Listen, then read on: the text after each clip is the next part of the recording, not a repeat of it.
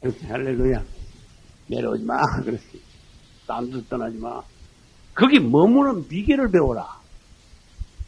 그래서 야곱이 하는 것을 보고 우리가 신앙생활 높은 데 올라가 유지하는 비결을 배워야 되겠구나. 그래서 이번에 제목이 뭐예요? 베델에 올라감이 아니고 베델에서. 베델에 올라갔으면은요, 첫째 단을 쌓아야 돼. 단을 쌓아. 여러분, 어쨌든 신앙생활 유지하기 위해서는 재단을 쌓지 않으면 안 돼요. 다른 말로 되게 쉽게 말해볼게요. 예배 생활을 계속 해야 돼요. 말씀과 기도, 주를 위한 봉사와 전도. 말씀과 기도, 봉사, 전도. 찬양생활. 간증이 있는 신앙생활을 계속하는 거죠. 야고보나 말하면 뭐 하는 거예요?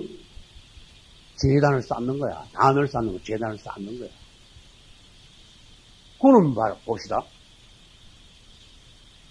재단을 쌓는 그 자체는 쌓아놓고는 끝이 아닙니다. 재단에서는 구약시대 여러분 보면 알지만 아침, 저녁으로 거기서 뭐예요? 제물이 올리는 거야. 그 무슨 말인지 대부분 알겠죠? 돌로 재단 쌓고 그게 끝이 아니라는 거. 재단은 왜 쌓았냐? 아침, 저녁으로 주님 앞에 나와서 제물을 드리고 또 축복을, 주님의 말씀을 듣고 축복을 받고 주님과 접촉하면서 주님과의 거리를 점점 긴밀히 하고 주 안에 있고 주님과 떨어지지 않는 하나된 생활을 하는 것이 이 제단을 통해서야. 그래서 야곱도 베델에 올라가서 첫 번째 한 것이 하나님께 제단을 쌓은 거예요. 하나님 기뻐하시니까 그 제단을 엘베델이다. 하나님 기뻐하시는 제단.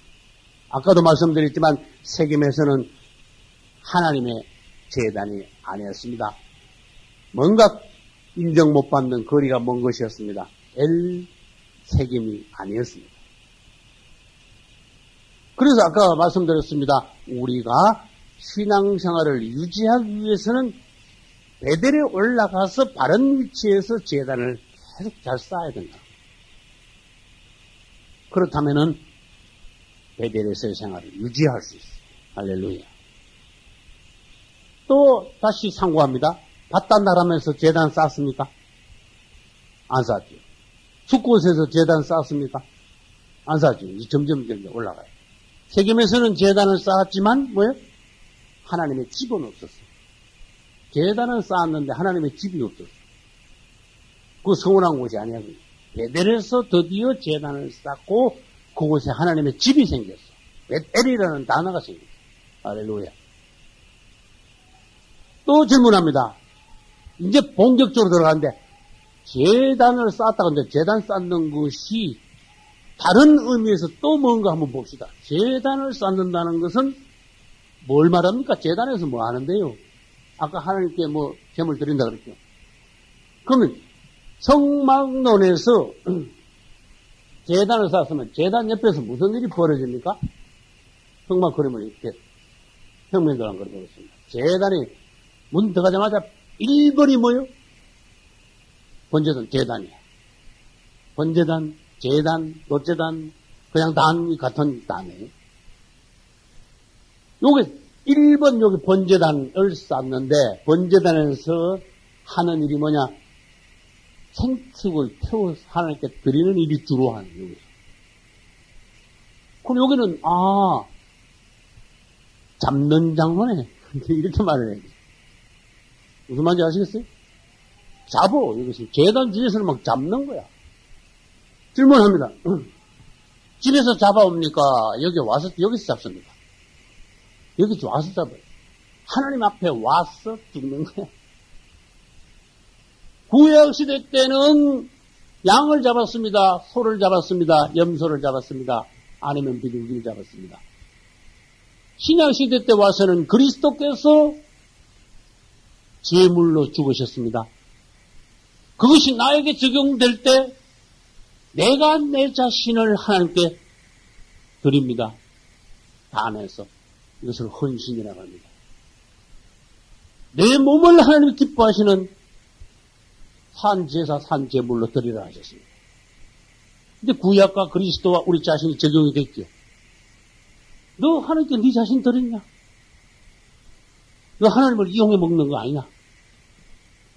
예수 믿으면 뭐 출세하고 뭐 잘 되고 그분이 복이나 줄 걸로 알고 하다 뭐 일도 잘 안 풀리고 뭐 잘 안 되면 그만 교회 그냥 안 나와 뿌리고 딴 교회로 가 뿌리고 그런 식으로 하면 되겠냐?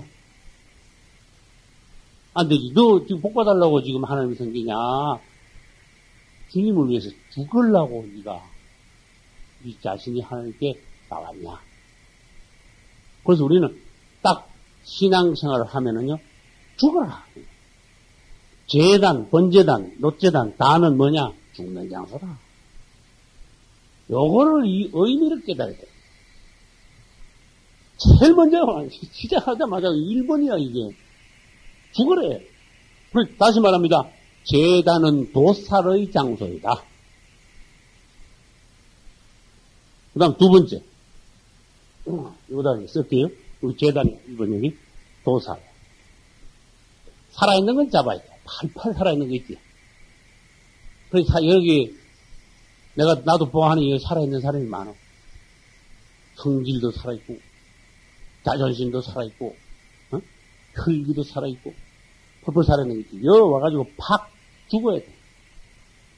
죽은 사람은 보기 좋아. 팍 죽어야 돼. 이게 도살의 장소지만 신약에 와서는 예수님께서 어디서 죽으셨다? 이 제단이 십자가야. 구약시대 때는 양을 잡고 신약시대 와서는 예수님이 죽으셨다. 그 다음에 오늘날 나 자신도 십자가에 못 박고 나 자신도 하나님 앞에 나를 드릴 때 그것이 헌신이 되는 거예요. 헌신. 다시 말합니다. 베델에서의 생활을 계속하려면 베델에서의 은혜를 계속 유지하려면은 제단 생활을 계속해야 된다. 제단 생활은 뭐냐? 죽는 거다. 아침 저녁으로 나를 잡아서 하나님께 드리는 거다. 할렐루야. 구약시대 때는 아침 저녁으로 짐승을 잡아 드렸지만 신약시대 와서는 지금 어떻게 되냐? 아침 저녁으로 너를 잡아라. 아침 저녁으로 펄펄 살지 마라. 다시 말해서 가만히 생각해봐요. 성질 살아있는 사람은요, 자기 자신을 제단에 드리지 않았기 때문에. 당신은 하나님 앞에 드리지 않았다. 드리지 않았으면 뭡니까? 당신은 베델에 있는 게 아니다. 베델에 올라가서 당신 자신을 아침 저녁으로 주님께 당신 자신을 도살하여 주님께 드려야 됩니다. 이거 한번 영적으로 적용을 해. 아침에. 주님, 난 주님 앞에 죽기를 원한다.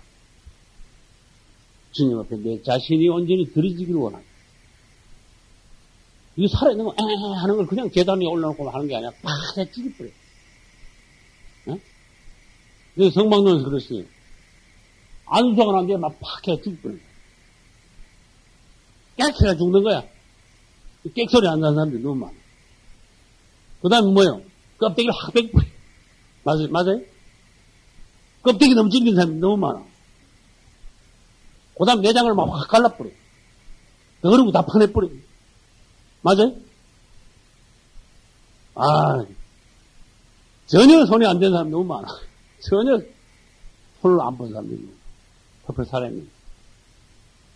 그게 너무 살아있으니까 그게 재물이 되냐고 말이에요. 이 내장까지 막 파내버리고, 그 다음에 뭐 하는지 아세요? 그냥 올리는 것도 아니야. 그것도 또 각을 또 떠네.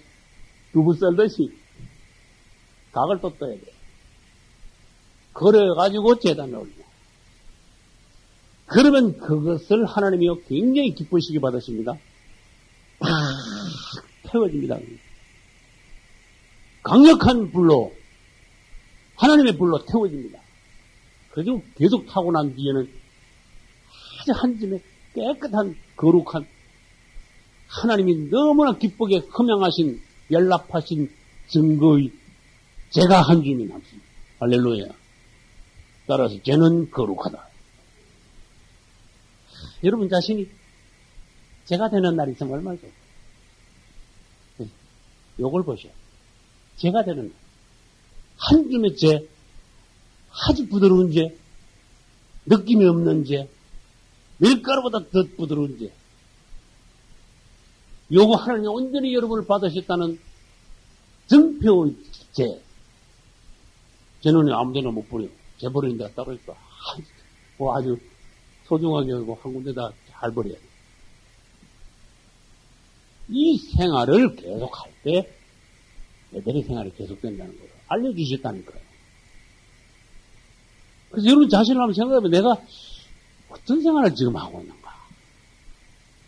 이 세월은 자꾸 지나가는데 하나님께서 나 보기에 10년 전이나 5년 전이나 지금이나 어떻게 내가 변화되어 가며 내 자신이 어떻게 죽어가며 얼마나 드렸으며 아침 저녁으로 드려야 된다는데 얼마나 드렸으며 얼마나 변화된 그리스도의 사람이 되어가고 있는가.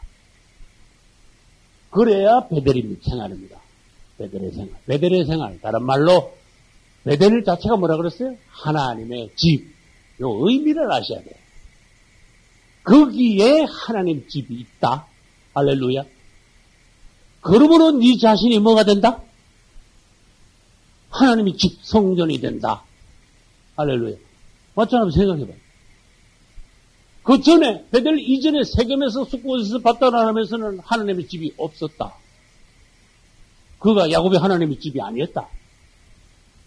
하나님이 그냥 사랑하는 사람이고 하나님의 계획에 함께한 사람이지 하나님의 어떤 중점 안으로 들어오지 않은 사람이다. 베델에서 정말 중심에 들어와서 이제는 그가 본격적으로 여기서 제단을 쌓음으로 하나님의 집이 여기 있게 됐어요. 할렐루야. 그가 하나님의 본격적인 하나님의 사람이 되어가요. 그러므로 이후에 야곱은 점점 하나님의 집의 건축자, 자신이 하나님의 사람이 됨으로써 나중에 보면요. 야곱이 아니야. 누구야? 이스라엘이야. 이스라엘, 엘자에 하나님이 거기 있어. 자기꾼이 아니야. 이스라엘이야. 하나님의 왕자야. 하나님의 아들, 하나님의 왕자. 그리스도의 분량이 됐어. 이런 것을 여러분 영 안에서 부러워할 줄 알아요. 할렐루야. 이제 하나님의 집이 드디어 건축되어 가고 바른 곳에 와서 바른 제단을 쌓음으로 하나님이 그냥 계시겠습니까? 그냥 계실 일이 없지. 하나님은 아무 데서나 막 나타나시는 분이 아닙니다. 그분이 나타나시는 것은 특별한 것이고 가치 있는 것입니다. 성경을 살펴보세요. 언제 주님이 나타나시는가? 나타나셨는가? 나타나시면 어떻게 하시는가? 하나님이 대단히 기뻐하셨어요. 바른 위치에 와서 신앙생활 하는 거 보고 제단 쌓는 거 보고 하나님이 이때 타임에 딱 맞게 나타나셨어요. 할렐루야. 몇 절? 9절부터 봅시다. 야곱이 바단 아람에서 돌아오매 어디로 돌아오매? 베델로를 거기다 써놔야 돼, 사실. 베델로 돌아오매, 또 베델로 와서 뭘 하매? 제단을 쌓으매? 또 이렇게 해야 돼. 드디어 하나님께서 어떻게 하셨어요? 다시 야곱에게 나타나시면 뭐 하시는 하나님입니까? 복주는 하나님, 여기다 복에다 동을, 우리 복 좋아하잖아. 하나님 복 받는 걸 좋아해야 돼요. 하나님 복은 좋은 겁니다. 내가 세상 복을 바란 게 아닙니다. 난 하나님 복 주시는 걸 좋아합니다. 할렐루야. 하나님이 오셔야 나한테 자꾸 복을 달라 그래야 돼. 그런데 복 받을 짓을 해야 돼. 여기 와서 바른 생활을 하면서 바로 제단을 쌓으니까 하나님이 나타나셔가지고 복을 안 주실 수가 없어요. 하나님이 이제 축복을 하시면서 여기다가 그렇게 써요. 축복, 복은 축복입니다. 축복 이꼬로 약속이다. 가만 읽어보면 축복하고 약속하고 같아. 축복 안에 약속이 들어있어. 그 약속은 반드시 이루어지는 약속이고 역사가 흐르고 난 이후에 보니까 사실 이루어진 거입니다. 계속 읽어보겠습니다. 이제 그에게 복을 주시고 10절 그에게 이르시되 내 이름이 야곱이다마는 내 이름을 다시는 뭐야? 이제는 야곱이라고 부르지 말라. 야곱이라 부르지 않겠고 이스라엘이 내 이름이 되려 하시고 그가 그의 이름을 이스라엘이라 부르시고 그에게 이르시되 나는 전능한 하나님이라. 자, 지금부터 이제 봅니다. 이스라엘이라 하셨고 두 번째 생육하고 번성하라. 하라 하면 번성하게 되는 거예요. 그 다음에 많은 국민과 백성이, 국민과 많은 국민이 내게서 나오고, 그 다음에 너에게서 왕들이 나올 것이다. 할렐루야. 12절, 내가 아브라함과 이삭에게 준 땅도 너에게 다 줄 것이다. 그 다음에 너에게만 주는 것이 아니라 내 후손에게도 그 땅을 주리라. 그 땅은 한마디로 말해서 뭐예요? 가나안 땅. 이 가나안 땅은 그래서 세계의 중심이에요. 누가 뭐라 그래도 세계의 중심은 가나안, 이스라엘이에요. 이걸 여러분들이 인정하셔요. 미국이 중심이 아닙니다. 한국이 중심이 아닙니다. 이스라엘이 세계 중심이라는 것. 하나님이 정하신 아브라함과 이삭과 야곱에게 주신 땅, 그곳에서 하나님의 경륜을 이루시고자 하는 땅, 예수님이 재림하시는 곳도 이스라엘, 할렐루야. 예수님이 오셔서 1000년 동안 통치하실 본부가 어디? 이스라엘입니다. 예루살렘. 이스라엘이 장차도 그렇게 죽는 거. 그 다음에 영원한 천국의 이름도 뭐예요? 새 예루살렘이야. 이스라엘의 중심. 수도, 이스라엘의 수도. 예루살렘이 앞으로 이제 새 예루살렘. 새 예루살렘 성.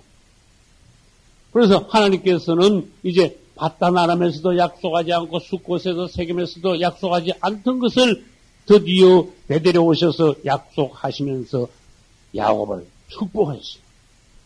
여러분들 하나님이 복 받으시려면 저절로 하나님이 찾아오시가지고 복 주시게 하시기 위해서는 어떻게 해야 돼?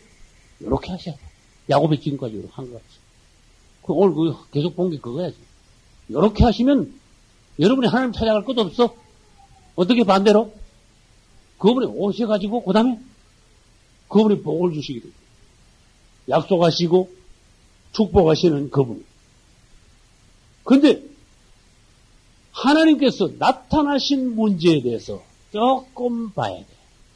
성경에 보면은요, 아담부터 시작해서 아담아 내가 어디냐 하나님 부르셨죠.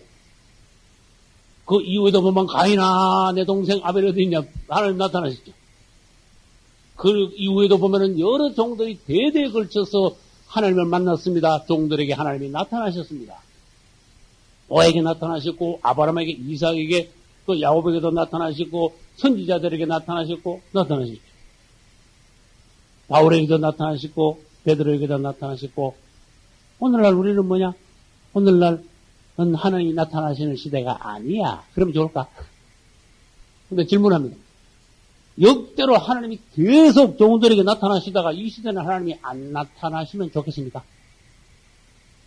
네? 하나님이 안 나타나시면 여러분 깜깜할걸.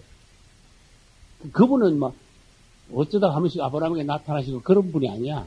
이제는 보혜사 성령으로 여기 와 계셔서 내 안에 거하시는 분, 아주 나와 같이 사시는 분이야. 가셨다가 한 번씩 오시는 분이 아니니까. 어쩌다가 가물에 콩 나듯이 한 번씩 말씀하시는 하나님이 아니고 내 안에 계시면서 이제는 너희 안에 거하십니다.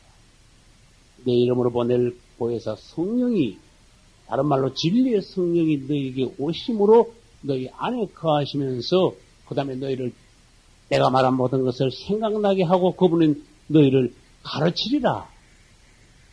지도하시라. 그 성령의 역사가 뭡니까? 가르치고 지도하시고 그리스도를 증거하고 또 책망도 하시고 맞죠?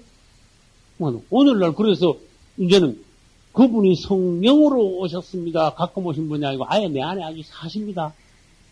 하루로 몇시 말씀하시고 우리를 지도하십니다. 그러나 영이 발달하지 않은 사람 그분이 아무리 말해도 못 알아듣습니다. 둔한 사람 통하지가 않습니다. 전화 불통입니다. 그 다음에 그분이 오셨는데도 오신 건 오신 거라고 합시다. 예수 믿고 그분의 이름을 부르고 그 다음에 그분의 이름으로 세례 침례받으면요 성령을 선물로 받는다고 그랬어요. 사도행전 2장 3절까지. 성령을 선물로 받으면 이걸 성령을 선물로 받으면 집에 놔두는 성령이 아니고 내 안에 오시는 영 안에. 근데 그 다음에가 문제라고 그랬어요. 성령이 오셨는데 어떤 사람은 성령이 그 중심에 있는 사람이 있지만 어떤 사람은 성령을요 뒷방에다가 모셔놨어요. 뒷방에다 가다 놨어요.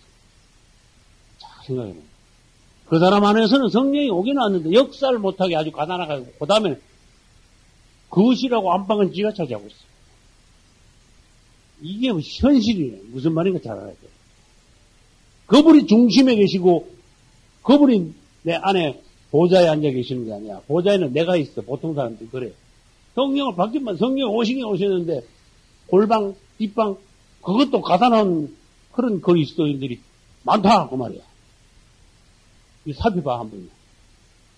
그분을 중심에 모시고 왕으로 모시고 보좌에 모시고 그분을 제일 높은 곳에 내 안에 제일 높은 곳에 모신다면은 역사가 달라져요.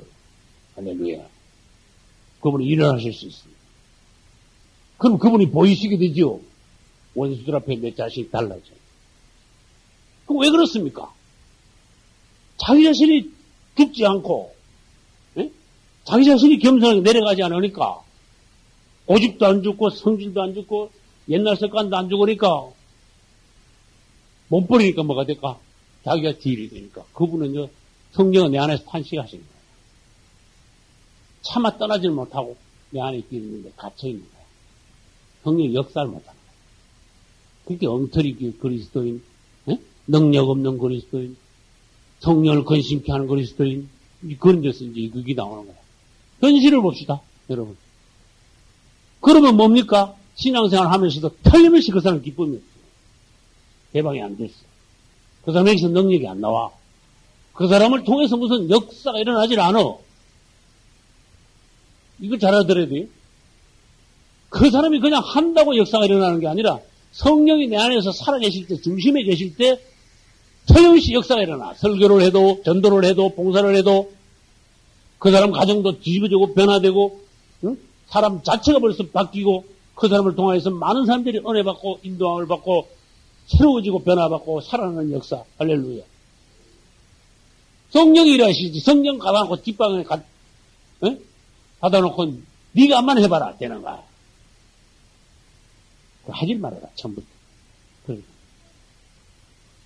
그래서 우리는 이 베델에 와가지고 바른 신앙생활을 할 때, 재단생활을 할 때 그분이 나타나셨다.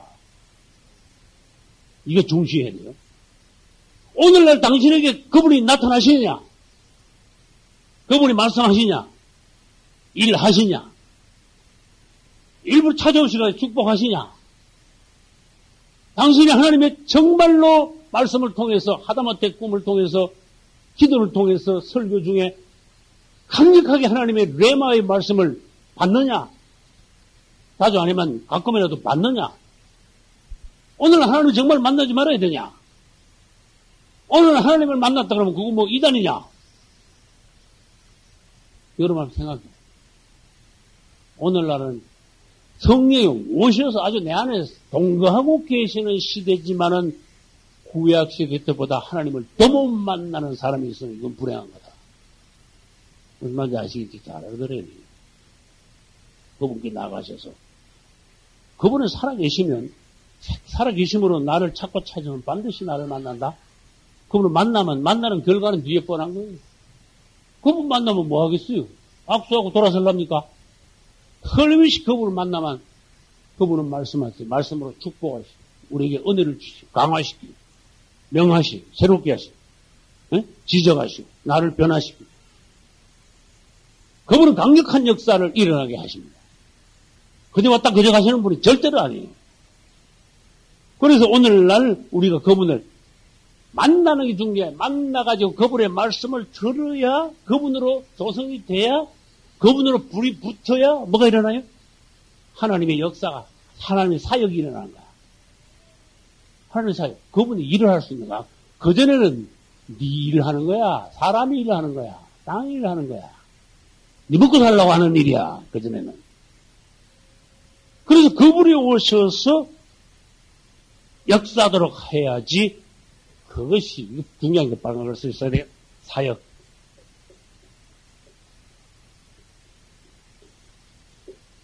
따라서 사역. 이 한자로 이렇게 써요. 이 사역이야. 내가 이 한자로 썼는가 하면은 나 한자 안다고 지금 자랑하려고 쓴 게 아니고 요 의미로 썰사. 따라서 썰사.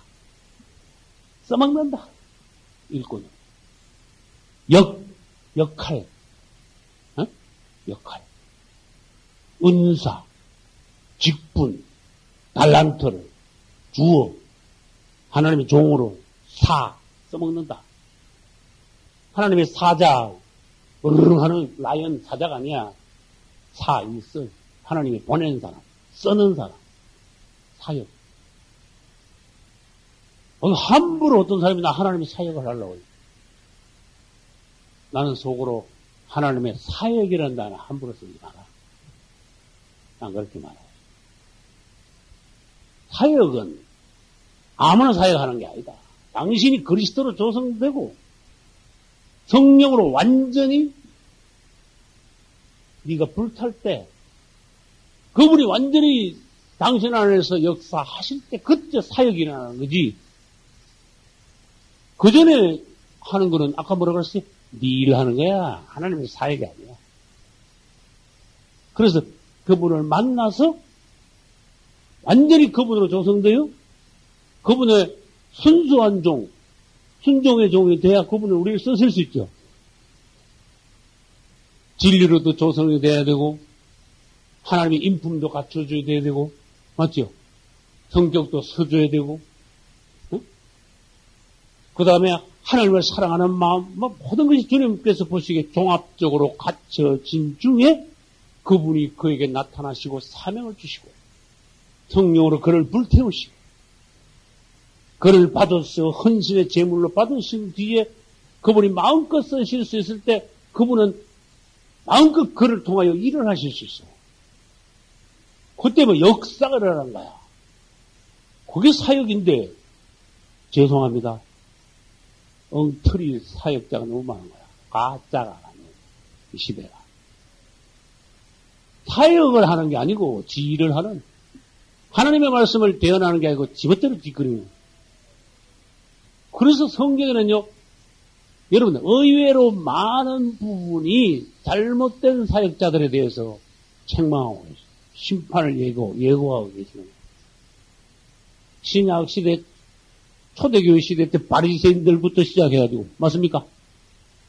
막 땅끝까지 나가가지고 막 천리 말리 가가지고 사람 하나를 데려와가지고 천국은 데려가기 전에 막 배나 지옥자식 막 끝나. 이야 이거 끔찍한 일. 그게 무슨 사역이? 심지어 막 천국문을 닫고 있대. 딱 가로막고 있대. 누가 그런지 알아요? 지도자들이, 종들이, 사역자들이 그랬다는 거예요.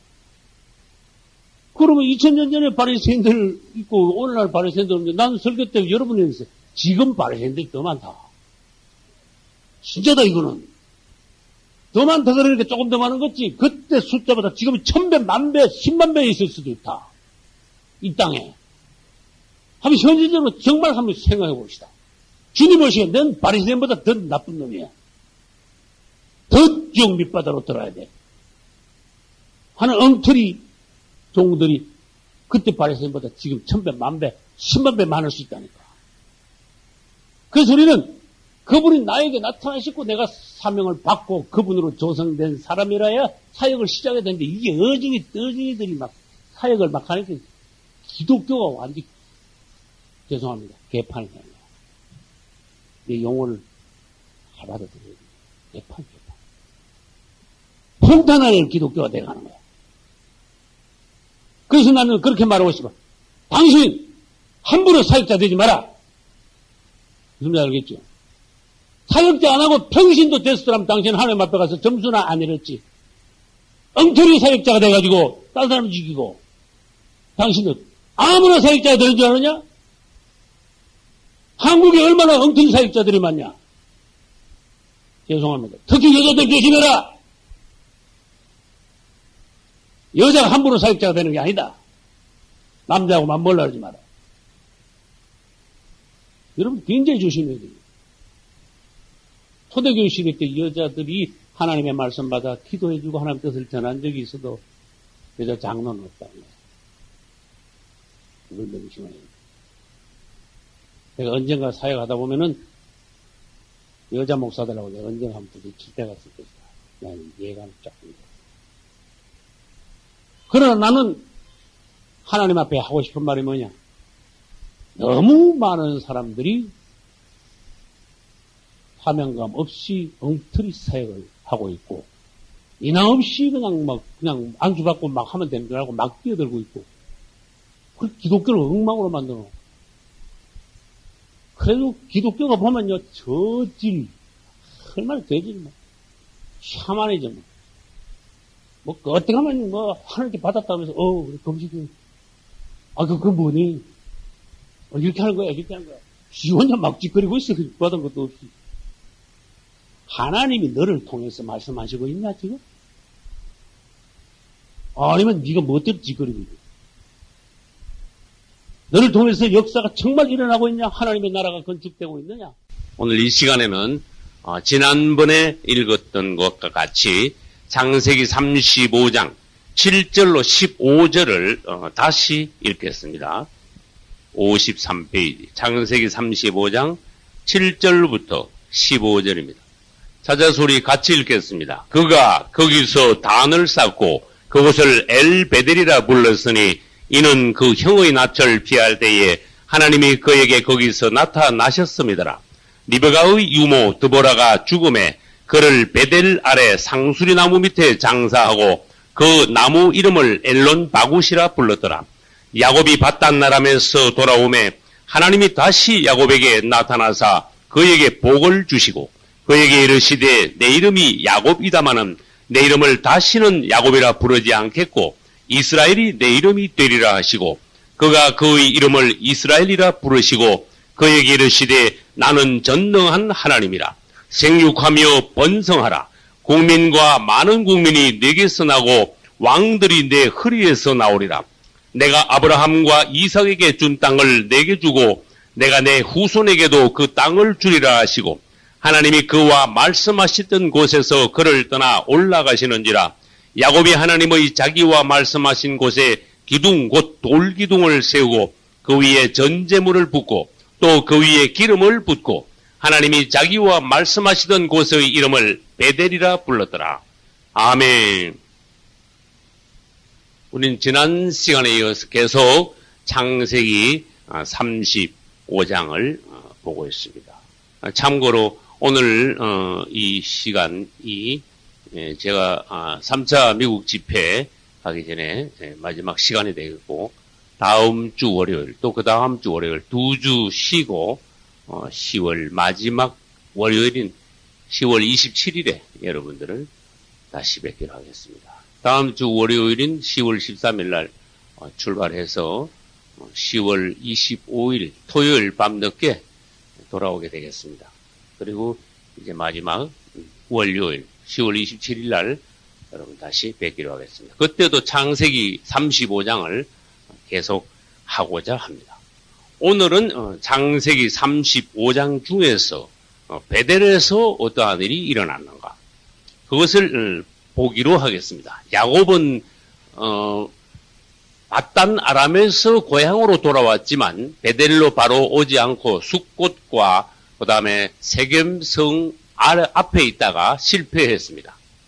실패한 후에 하나님께서 나타나셔서 명령하심으로써 베델로 올라가게 되었습니다. 베델은 야곱은 하나님의 베델로 올라가라는 명령을 듣고 철저히 순종하여 자기의 가족들을 아주 확실하게 준비시켜서 하나님의 말씀대로 베델로 올라갔습니다. 하나님께서 말씀하신 대로 순종하여 베델에 올라가니 이제 하나님 보시기에 야곱은 아주 훌륭했습니다. 그래서 그때 하나님이 그에게 다시 나타나셔서 야곱을 축복하시고 또한 많은 것을 여러 가지로 약속하신 것입니다. 할렐루야. 여기에 또 반응하여서 야곱은 하나님 앞에서 돌 기둥을 또 다시 세우고 전제물을 붓고 또한 그 위에 기름을 붓고 그곳의 이름을 베델이라 부르게 되었습니다. 오늘 이 부분에 대해서 상세하게 한 대목 한 대목을 보기로 하겠습니다. 이제 야곱은 베델에 올라가서 단을 쌓았는데, 단은 다른 말로 제단이라고도 할 수 있습니다. 성막에서의 단은 제단 또는 번제단 또는 다른 말로 놋제단. 성막에서는 그렇게 말할 수 있지만은 여기는 성막이 아닙니다. 그 야외에 있는 베델에서 야곱이 쌓은 돌제단입니다. 돌제단. 제단을 쌓았습니다. 그래서 우리는 전번에 제단이란 무엇인가 잠깐 본 적이 있습니다. 제단에서 하는 일은 짐승을 죽여 하나님 앞에 제물로 드리는 곳입니다. 그러니까 제단은 도살의 장소입니다. 이것이 제단이 발전하면은 무엇이 되는가 하면은 우리 그리스도의 십자가가 됩니다. 할렐루야. 그러니까 제단과 그리스도의 십자가는 연결이 되어 있으므로 다른 말로 표시한다면은 이 제단은 그리스도의 십자가의 예표다. 이렇게 말할 수 있습니다. 성경에 예표론이라는 것이 있습니다. 무수한 예표가 그분을 향하여 있습니다. 성경에 무수한 것이 그분을 예표하고 그분이 하시는 일을 예표하고 그분의 어떠함에 대하여서 예표하고 있습니다. 그래서 성경에는 수천 수만 가지 예수 그리스도와 연관된 예표가 있습니다. 이것을 우리가 예표에 대해서 더 알면 알수록 그분에 관하여 더 깊이 아는 것이 할렐루야. 하나님께서 말씀하신 우리 인생에서 가장 고상한 것이 무엇입니까? 빌립보서에서 우리 주 예수 그리스도를 아는 것이죠. 그 지식이 가장 고상합니다. 세상에서 최고는 뭡니까? 예수 그리스도에 관하여 아는 것이. 할렐루야. 그것은 자랑할 만합니다. 다른 거 아는 것은 자랑할 만한 것이 못 됩니다. 바울로 말한다면 그리스도를 아는 것 외에 세상에는 아무리 박사라도 그것은 뭐와 같다? 배설물과 같다. 그런 거 가지고 사람들이 붙잡고 자랑하고 목표를 삼고 인생을 바치고 허구한 날 청춘을 거기다 투자하고 하는 사람들이 많지만은 주님께서 말씀하신 것은 너희들은 꼭 알려면은 그분에 관하여 알아라. 할렐루야. 그래서 이 번제단도 야곱이 쌓은 제단도 누구와 연결시켜줘야 돼요? 예, 주님과 연결시켜줘야 돼요. 번제단은 십자가의 뭐다? 예표다. 성막도 십자가의 예표다. 성막의 문도 그분이 양의 문이심을 예표한다. 물두멍도 우리들이 물두멍을 그냥 보지 말라. 우리는 그분의 이름으로 침례받음으로써 우리 자신을 죽음 장사 지내고 우리가 그분과 함께 죽고 그분과 함께 부활하는 것을 예표하는 그릇이 물두멍. 말하자면은 오늘날의 세례나 침례다. 할렐루야. 성막의 모든 항목들이 다 그분을 예표하고 있습니다. 그분의 어떠함을 설명하고 있습니다. 제사가 큰 제사가 5가지가 있습니다. 번제, 소제, 화목제, 속제제, 석권제. 요거 다 그분이 이 땅에 계실 때 어떻게 자신을 하나님께 5제사의 모양으로 형태로 드리셨느냐. 5제사가 다 그분의 어떠함을 말하고 있습니다. 절기에는 대표 절기가 몇 개 있습니까? 무슨 절기? 몇 가지 절기? 예? 3가지 절기에는 이스라엘 남자들이 예루살렘으로 다 모이라 그랬고 그 다음에 이스라엘의 대표 절기는 7절기. 따라서 7절기. 자, 그럼 해봅시다. 따라서 6월절, 무교절, 초실절, 오순절, 속죄절, 속죄일, 나팔절. 마지막이 뭘까요? 장막절, 다른 말로 초막절. 여기서 이제 7절기. 그러면 7절기를 말한다면은 아무리 누가 아주 그냥 상세하게 7절기를 그냥 능변으로 그냥 설명을 잘한다 그래도 거기서 뭐가 빠지면 안 돼? 예수 빠지면 안 돼. 완전히 그건 틀린 거예요. 점수가 전혀 나오지 않아요. 그리고 7절기, 우리 예수님하고 어떻게 절묘하게 연관을 시켜주느냐. 7절기를 통하여 어떻게 그분의 어떠함을 설명할 수 있느냐. 그 사람이 성경을 잘 푸는 거예요. 그분에 대하여 더 깊이 아는 거예요. 그래서 모든 것을 그분과 연관시키는 마인드를 여러분이 가지시. 할렐루야. 설교를 어떤 설교해도 그분과 연관시키는 그러한 사고방식. 할렐루야. 무엇을 성경에 창세기를 읽든 계시록을 읽든 그 다음에 인물을 보든 사건을 보든 절기를 보든 지명을 보든 어떤 상황에서도 이것이 그분과 어떤 관계에 있는가, 그분의 어떠함을 나타내는가, 여기서 그분이 누구신 것을 우리는 어떻게 찾아낼 수 있는가, 그것을 여러분들이 본다면은 보물찾기 노다지 찾는 거예요. 할렐루야. 그래서 그 관점을 분명히 그분께 두고 성막론을 연구하면 그 성막론이 높은 게 돼. 근데 그 성막론이 낮게 되면 어떤 줄 아세요? 성막에 대해서만 막 설명을 하고 모형을 갖다 놓고 막 정확하게 막 성막을 보여주고 막 설명은 막 유창하게 하는데 그분이 빠지면요 완전히 틀리네. 종말론도 마찬가지. 모든 성경에서 사항들이 그분과 적절하게 연결시킵니다. 제단은 뭐의 예표다? 그리스도의 십자가의 예표다. 그래서 제단과 십자가를 여러분들이 어떻게 연결시켜 줄 수 있느냐. 그 다음에 유월절도 십자가의 예표다. 그 다음에 오늘날 성만찬은 우리가 그리스도의 십자가에 참여하는 것이다. 그래서 십자가가 가운데 있으면서 빨간 걸로 그려봅시다. 이스라엘이 애굽에서 나올 때는 유월절하고 십자가하고 연관이 돼요. 그 다음에 성막에서는 십자가를 예표하는 게 뭐가 있다 그랬지 지금? 번제단. 십자가 예표. 그 다음에 오늘날 우리는 어디에 참여한다 그랬죠? 성만찬에 참여한다.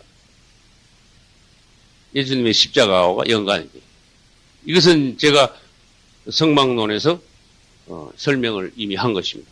그럼 공통적으로 여기 있는 것이 네 가지, 유월절과 번제단과 십자가와 성만찬, 이 네 가지 사항에서 공통적으로 있는 것은 뭡니까? 그러므로 말할 수 있어야 돼요.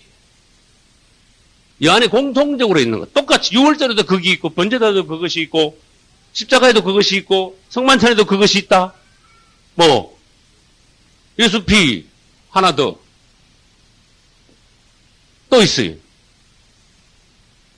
그리스도 예수님의 피와 살이 나와요. 살도 나와줘야 되죠. 성만찬에서 해봅시다. 떡과 뭐가 있어요? 잔이 있죠. 요 번제단에서 뭐예요? 양고기는 태우고 양피는 주에 뿌리죠. 그렇죠. 6월절에 뭐 먹고 뭐 발랐어요? 양고기는 집안에서 먹고 그 다음에 양피는 어떻게 했어요? 문 바깥에 발랐죠. 예수님이 십자가 피 흘리신 거는 너무나 잘 알죠. 그분은 자신의 몸을 번제물로 하나님께 온전히 태워드린 것과 같아. 그래서 주님께서 말씀하셨어요. 성만찬 때 받아 먹어라. 이것은 너희를 위한 내 떡을 갖다 내 몸이니. 몸을 온전히 하나님께 번제물로 드리신 그분이시. 또 이것을 받아 마시라. 이것은 너희를 위한 피, 나의 피, 곧 언약의 피니라. 이 피가 또 나왔어요. 그래서 양피, 양피, 양의 고기가 똑같이 공통적으로 나온다는 거예요. 성경을 연구할 때 여러분들이 그리스도와 연결하여 이런 방식으로 연구하면 최고의 성경 연구요, 하나님이 제일 기뻐하시는 방식이.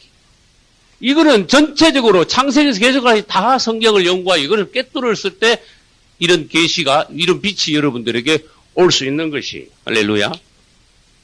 이제 제단을 베델에서 야곱은 제단을 쌓았습니다. 쌓으니까 베델에 와서 제단을 쌓은 이 야곱의 행위가 하나님 보시기에 아주 훌륭했어. 하나님이 아주 흡족하셨어. 그러니까 그때 하나님께서 나타나신 거예요. 그럼 질문합니다. 하나님이 그전에도 베델에서 나타나신 적이 있어요, 없어요? 있죠. 여기 지금 베델입니다. 베델에서라는 제목이 있어요. 베델에서 지금 하나님이 다시 나타나셨는데 다시 자가 붙였어요. 그럼 그전에도 나타나셨다는 거야. 그럼 그전에 나타나실 때는 어떻게 나타났습니까? 이번에는 어떻게 나타났습니까? 이걸 비교를 할 줄 알아요. 그전에는 집 떠나서 광야를 헤매다가 밤에 잠을 자는데 그 외로울 때 공부할 때 집 떠나가지고 얼마나 그 마음이 참 아프겠어요. 그럴 때 가장 낮게 있을 때 주님께서 꿈에 나타났어요. 맞죠? 근데 지금은 꿈이 아니라는 걸 아셔야 됩니다. 그 야곱이 어렸을 때는 단신으로 있을 때는 꿈으로 나타나신 하나님. 이번에는 20몇 년 동안 많은 연단을 거쳐서 고향으로 돌아왔습니다. 고향으로 돌아가지고 숫곳에 있다가 세겜에 있다가 베델까지 올라갔는데 제 생각에는 이것도 또 수년 걸렸다고 생각해요.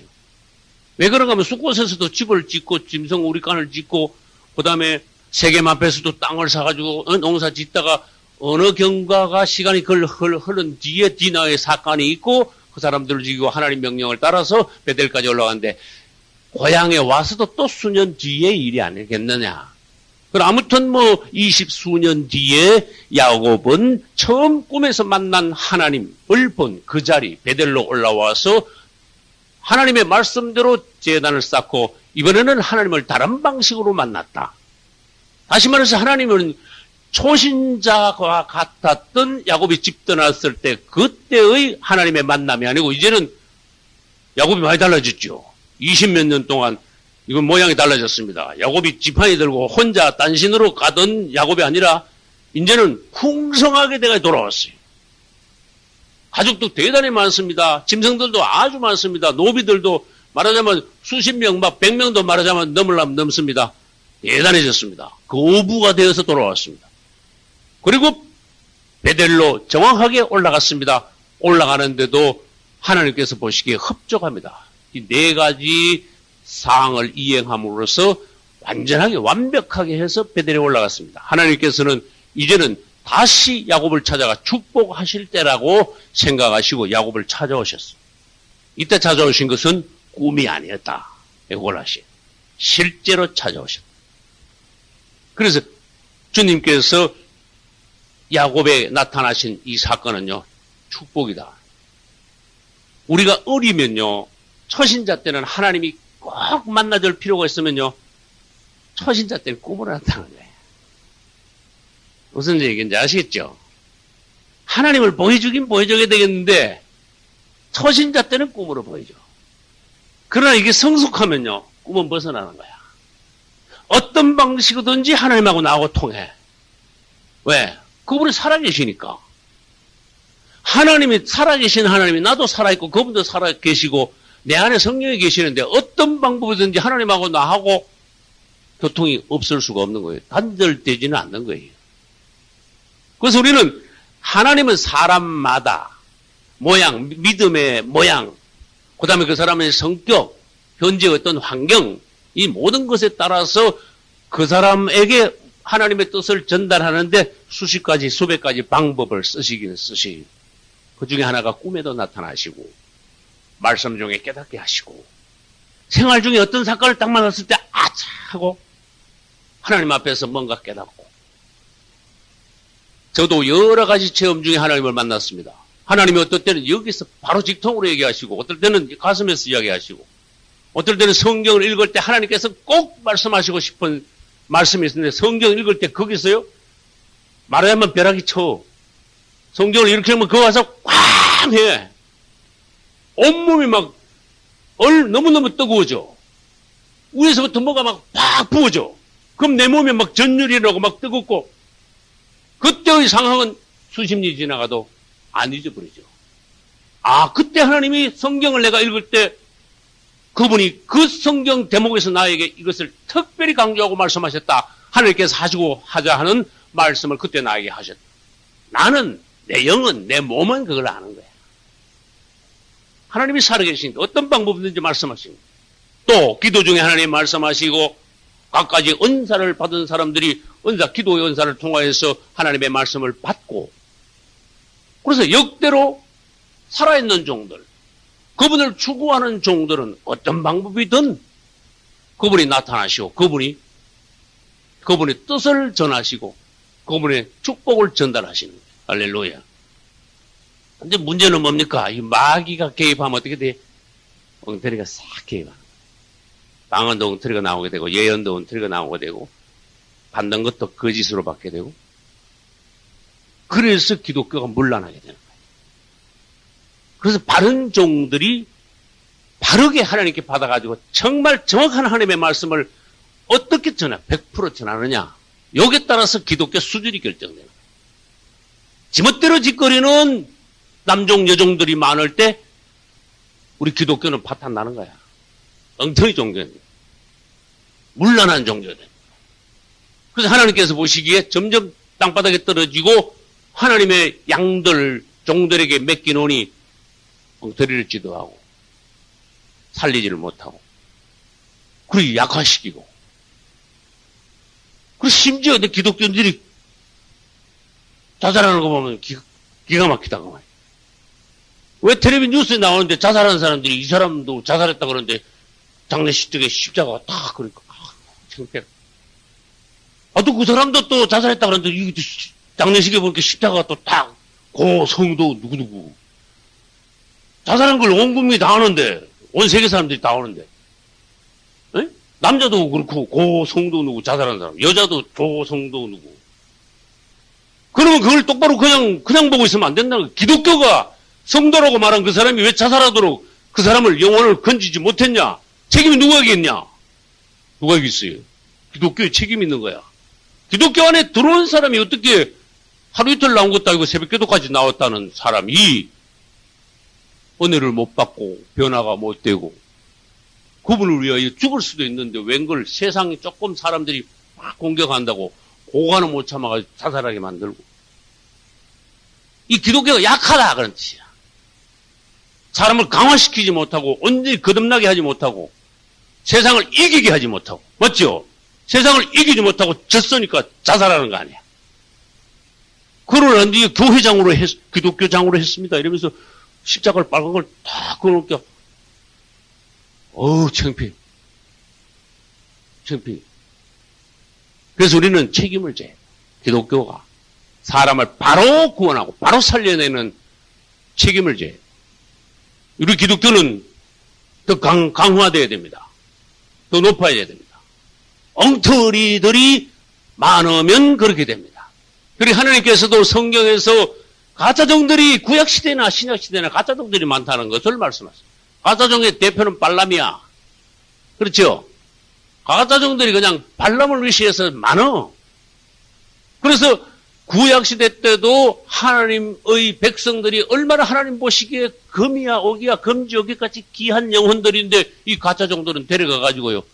완전히 목자가 양 두드리고 잡아먹듯이 완전히 하나님의 백성들을 잡아먹는 거야. 잡는 거야. 구약시대 또 그런 일이 비일비재했고 오늘날도 그렇다.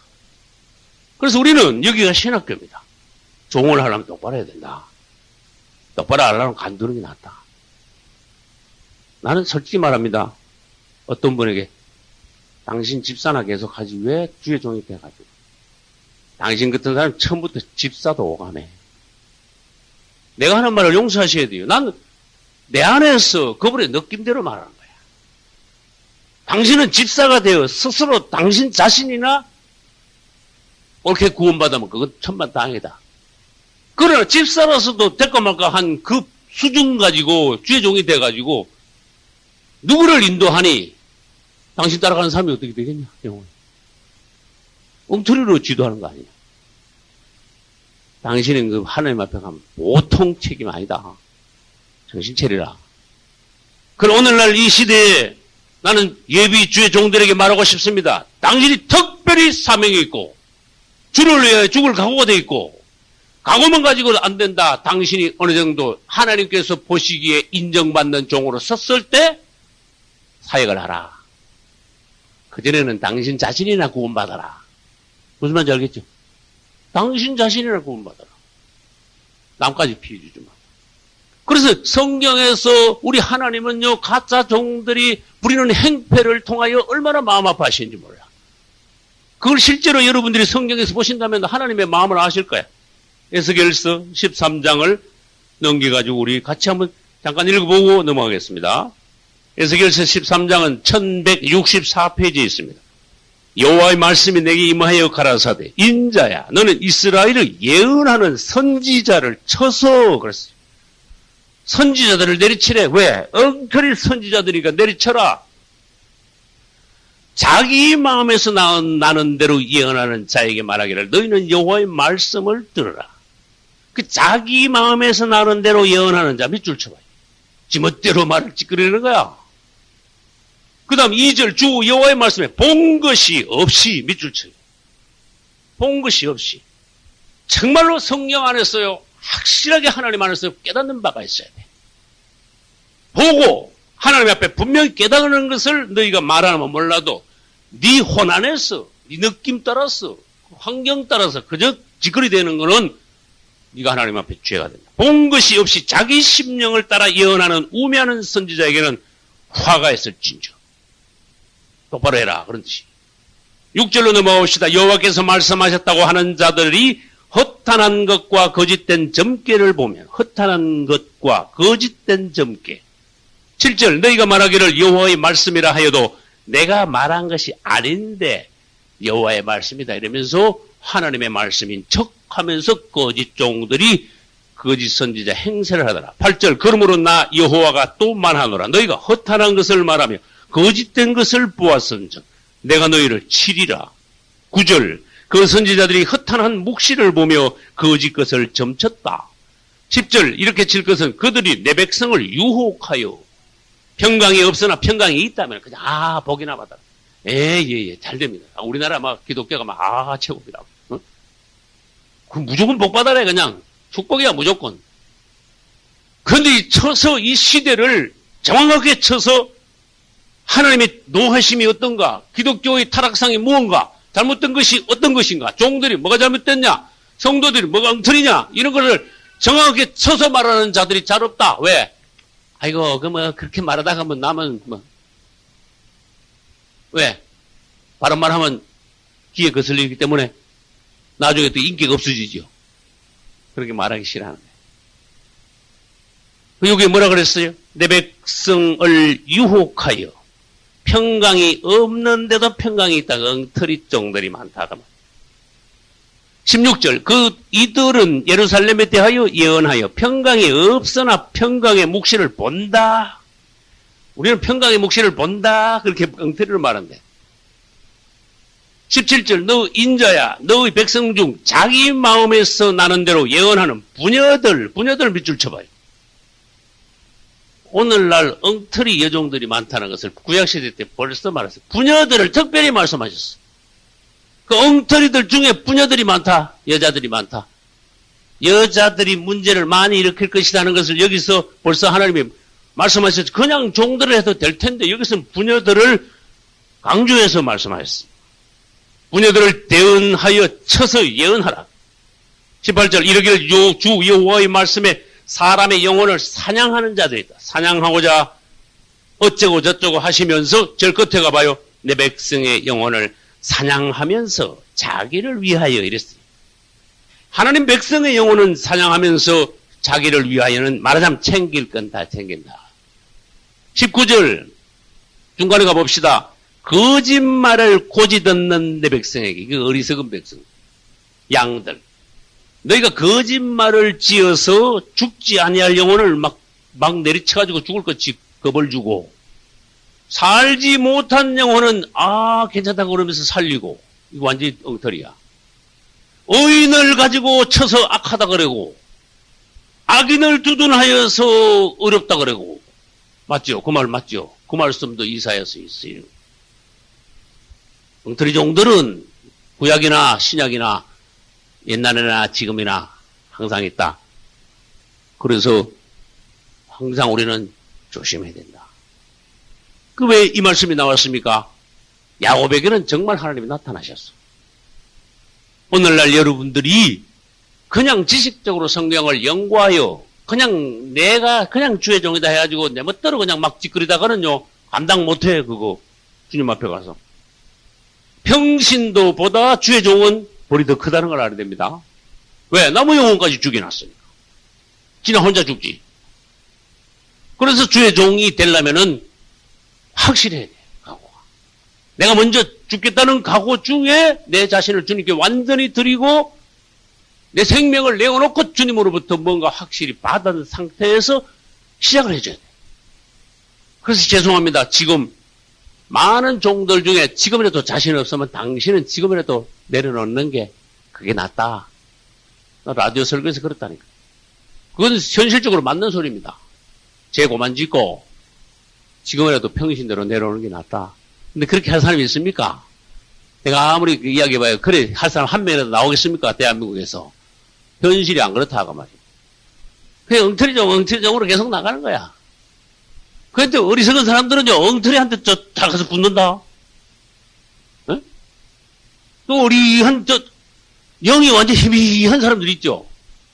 그 세상에 있을 때 무당귀신 생기다가 또 잡동상이 생기다가 영인 상태가 깨끗하지 못하고 희부리한 사람들은요, 엉터리종 만나면요, 거기 더 호감이 더 가.